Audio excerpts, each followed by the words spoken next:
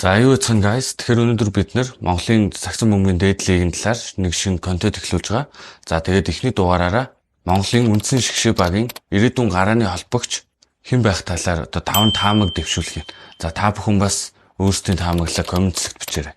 За юуны дөрөнд эхлээд бид нэр холбон тоглогч сагсан бөмбөгт ямар чухал үүрэг ролтой тоглогч вэ гэдгийг ярих нь бас чухал баг.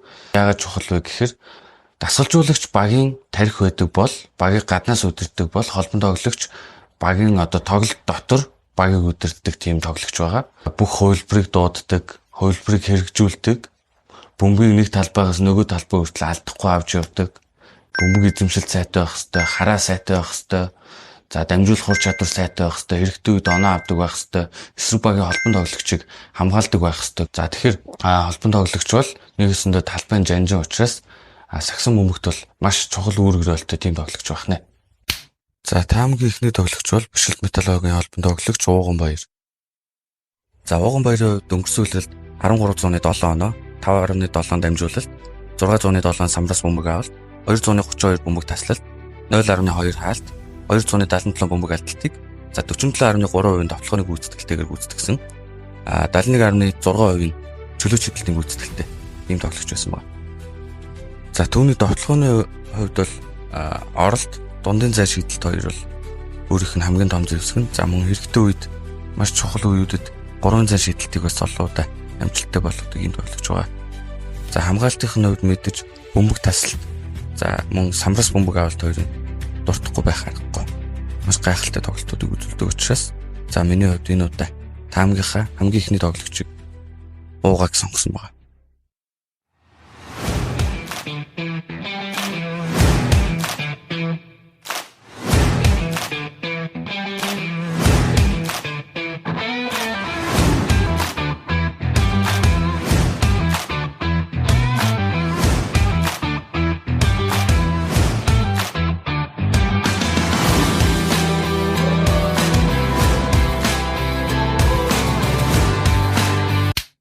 За таамгийн хоёр дахь тоглогч бол Эрдэнэт Майнерс багийн холбон тоглогч Болор Эрдэнэ.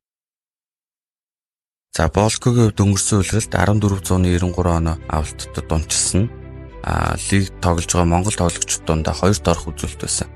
За нэгт мэдээж ард түмний MVP-г Эрдэнэ цогтох.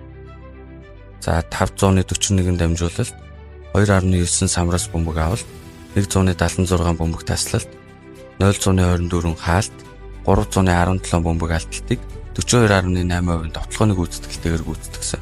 За мөн чөлөө чиглэлтийн хувь нь 79.3%-тай ийм үзүүлэлтэд тоглосон байна. За түүний хамгийн том давуу тал нь товтлооны ур чадвар болон багийг удирдах. За өнгөрсөн үлрэлт мэдээж бүгдээрээ Болкотой Майнерс, Болкогийн Майнерс хоёр ямар ялгаатай байсныг мэдж байгаа.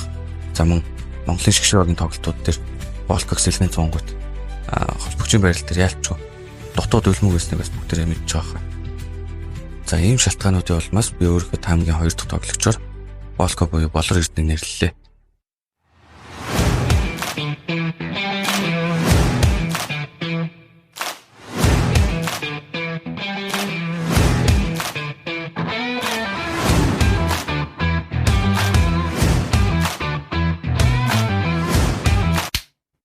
За таамгийн 3 дахь тоглогч бол SJBS багийн холбон тоглогч Үлзий Орших. За Үлзий Орших нь өнгөрсөн үлрэлт 13.5 оноо, 561 дамжуулалт, 383 самраас бөмбөг авалт, за 211 бөмбөг таслалт, 0.36 хаалт, за 406 бөмбөг алдалтыг 37.7% товтлооны гүйцэтгэлтэйгээр гүйцэтгсэн. За чөлөө чиглэлтэй хувь нь 75.5% байсан. За Үлзийгийн давуу талууд нь гэвэл мэдээж түүний 3 шийдэлтүүд болон хамгаалалт бөмбөг таслалтууд. За Монголын шгшээ дуудагдсан эхний жилдээ Азийн аварга урьдчилан шатны тоглолтуудад эсрэг багийнхаа холбон тоглогчдыг бүгдийг ажилгүй болгож бөмбөгүүдийг яаж тасалж ирснийг бүгдээрээ санаж байгаа. За тэрнээс гадна Элитийн Монголын дээдлэгийн үндсэнтэй тоглогчийн шагналыг аваад байгаа. Туршлагатай тоглогч болчихсон байгаа гэдэг учраас өөрийнхөө таамгийн 3 дахь тоглогч болгож оруулсан байгаа.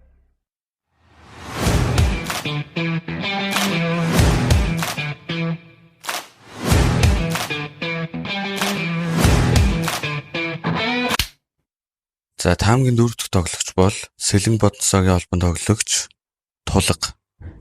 За тоглох нь өнгөрсөн үлрэлт 667 оноо 308 дамжуулалт, 383 самраас бөмбөг авалт, 117 бөмбөг таслалт, 017 хаалт, за 161 бөмбөг алдалт, за 35.1% тоглооны гүйцэтгэлтэйгээр гүйцэтгсэн бөгөөд чөлөөт шидэлтийн хувь нь 82.6% гүйцэтгэлтэй байсан. За хэдийгээр бос тоглогчдойгоо бодвол статын хувьд хамаагүй муу байгаач. За плей-офф буюу хасагдах шатны үеэр Демаркус Каусенстэй хамт за хажууд нь гэлцэж чадсан гэдгийг хүн болгон харсан. За тийм учраас би өнөөдөр өөрийнхөө таамагийн 4 дахь тоглогчоор тулахыг сонгосон байна.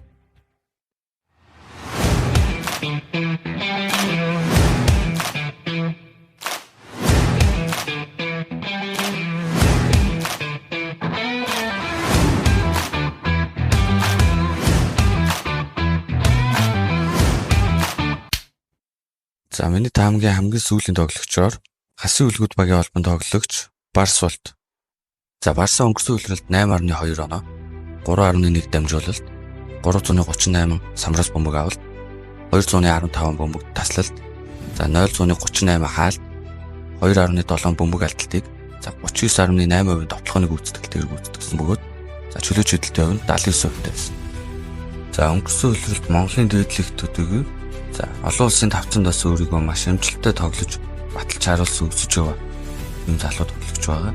Тоглохны ур чадвар сайтай, мөн хамгаалалт сайтай. За багийг өдөртөх ч гэсэн чадвар маш өндөр өссөн юм тоглогч байгаа. За ийм шалтгаануудын улмаас би Барсволтыг за өөрийнхөө таамагийн хамгийн сүүлийн тоглогчоор сонгосон байгаа.